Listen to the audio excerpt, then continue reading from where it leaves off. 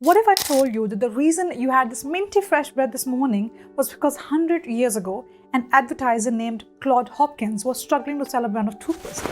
Hopkins needed to convince people that brushing their teeth should be a daily habit. But how did he do it? Cue, routine, and reward. And people started brushing their teeth. These are all habits. Some we want to break and some we want to make. And these habits combined together make our routines and ultimately our lives. What if I told you that the reason you had this minty fresh bread this morning was because 100 years ago, an advertiser named Claude Hopkins was struggling to sell a brand of toothpaste? Yes, you heard me right. Hi friends, Samreen here, PhD in Marketing and Financial Services from the UK, and currently I work in a university here. If you are new to my channel, welcome. And if you are a regular viewer, welcome back, and thank you so much for sticking around. Alright, going back to a 100 years old story. Back then, brushing your teeth wasn't a daily routine for most people like today. Hopkins needed to convince people that brushing their teeth should be a daily habit. And in the end, he succeeded in getting half the American public to pick up this new behavior and repeat it every single day and pay money for his toothpaste, right? But how did he do it? He did that by tapping into the awesome power of habits. He cracked the code by understanding something called the habit loop. Cue, routine, and reward. According to Charles Duhigg, in his best-selling book, The Power of Habit, habit works in a loop. Cue, routine, and reward. The cue is what triggers the habit. The routine is the behavior itself, and the reward is what you get out of it. Like the satisfying feeling of a fresh cup of coffee in the morning, the more this loop is used, the more solidified that particular habit becomes. So in the example of toothpaste, Hopkins conceived the cue as that gross film you feel on your teeth in the morning. The routine was brushing them, and the reward was that fresh, clean feeling.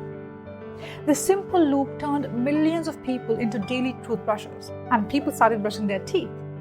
So if you really look at the definition of habit by the Oxford Dictionary, it says it's a constant, almost automatic practice acquired by frequent repetition.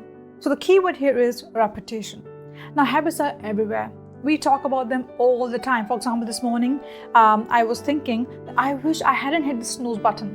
Or just the other day, I was telling a friend that I was really going to start the gym, hopefully this time finally. But these are all habits. Some we want to break and some we want to make. And these habits combined together make our routines and ultimately our lives. So think about it.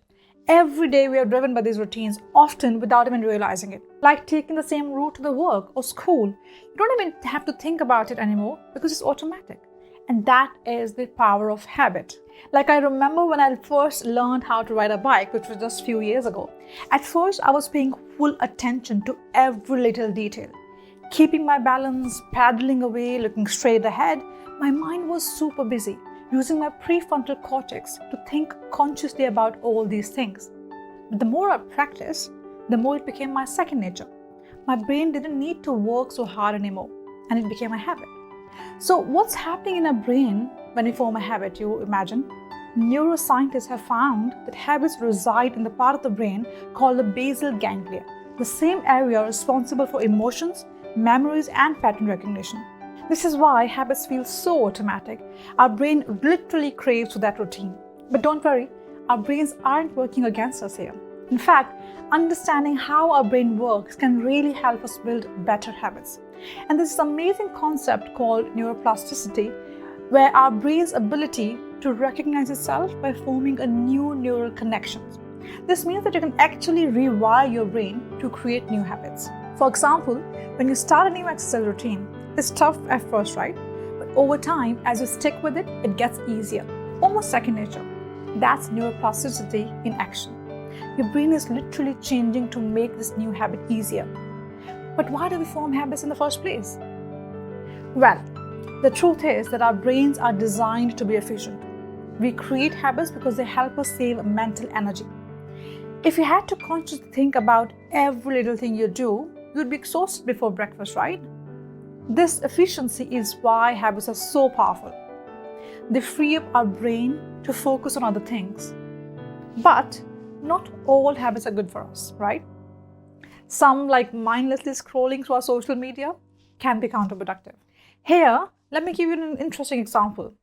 As highlighted in The Social Dilemma, companies design their products to create habits that keep us engaged for as long as possible. They use cues like notifications and rewards, likes and comments to keep us coming back. And you can see that happening all day around with all of us with social media. The minute you post something on Instagram or Facebook or anywhere else, you always are going back to check what is the activity around that post, because your brain is getting the reward from the comments and likes. But what's interesting is that once a habit is formed, it's hardwired into our brains, making it quite difficult to break. But here's the thing. Understanding this habit loop is the key to change your habits. So what can you do if you want to break a bad habit? The first step is to identify the cue. What really triggers that bad habit? And once you know the cue, you can start to interrupt the routine. Experts suggest that replacing the routine with a healthier one always helps to break habits. Let's say you have a habit of eating junk food when you're stressed, right? Once you recognize that stress is your main cue, you can replace that routine with something healthier, like going for a walk or doing some deep breathing exercises. And this is kind of a proven method, which is also backed by research from the National Institute of Health. And they found out that habit replacement is more effective than simply just trying to quit it altogether. Alright, that was about bad habits, how to quit them. Let's talk about how to build good habits. One of the best ways to do this is through a concept called habit stacking, popularized by James Clear in his book Atomic Habits, where Clear suggests that you stack a new habit onto an existing one. So for example, if you already have a habit of making coffee in the morning, or tea for that matter, you could stack a new habit like journaling or meditating right after that. Over time, the new habit will become part of your routine. The minute you wake up, you go and make your coffee or tea, you realize that you have another thing to do alongside with it, which is your journaling or breathing or meditating, whatever is that. And this technique works because you're not starting from scratch. You're not telling yourself to start from the beginning. Instead, you're building on something that's already ingrained in your day-to-day life. So you're not really reinventing the wheel altogether. And when you start reading about how long does it take to make a habit permanent in your life, normally it suggests that 21 days. However, many studies suggest that it may take from 18 days to 254 days, varying from person to person, based on who they are. Finally, don't get discouraged if you're struggling to stick with the new habit at first. It's completely normal. The key isn't motivation here, but rather the cues that trigger your habits.